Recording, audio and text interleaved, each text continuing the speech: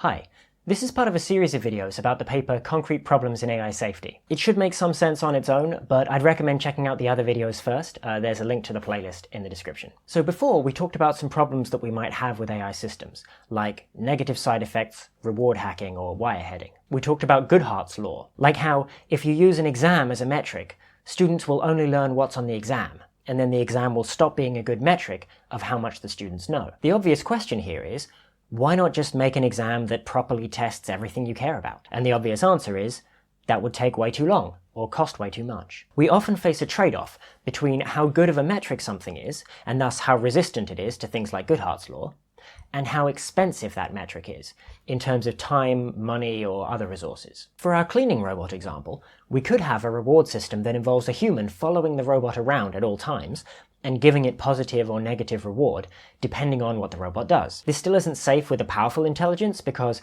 it still incentivizes the AI to manipulate, deceive, or modify the human, but assuming we find a way around that kind of thing, it's a pretty good metric. The robot's not going to maximize its reward by just putting its bucket on its head or something like that. But this isn't practical. If you're going to hire someone to follow the robot around all the time, you may as well just hire someone to do the cleaning. That's why we came up with metrics like use your cameras to look around at the amount of mess in the first place. They're cheap for the robot to do on its own. Though there are some situations where constant human supervision can be used.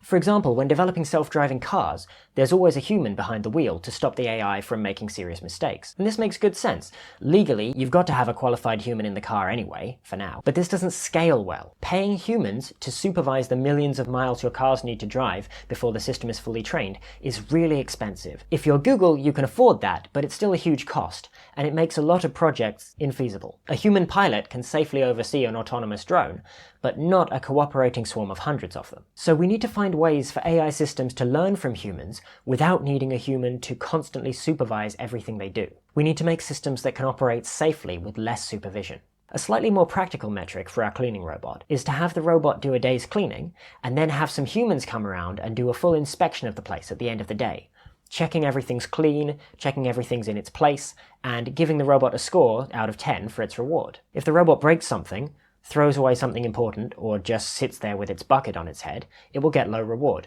So this still avoids a lot of our negative side effects and reward hacking problems, as long as the inspection is thorough enough and the AI is weak enough that the robot can't deceive or manipulate the humans. But there are problems with this too.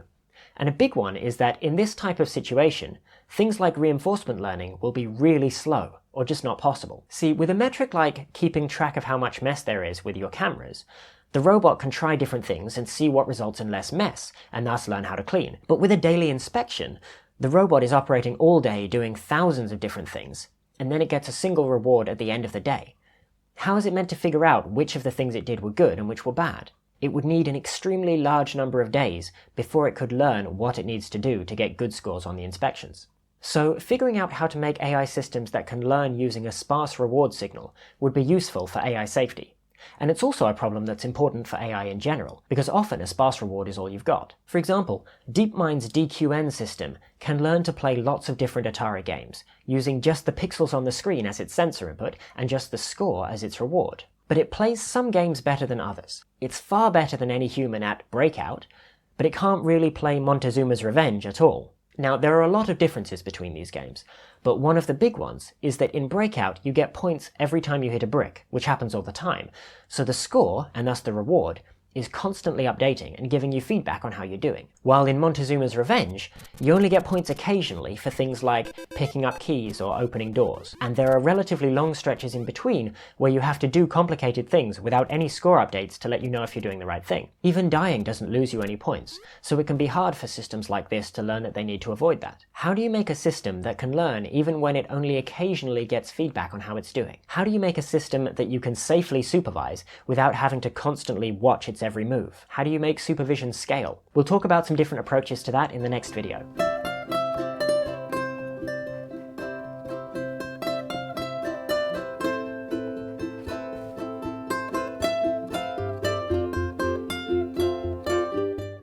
I want to take a moment to thank my excellent Patreon supporters. It's these people.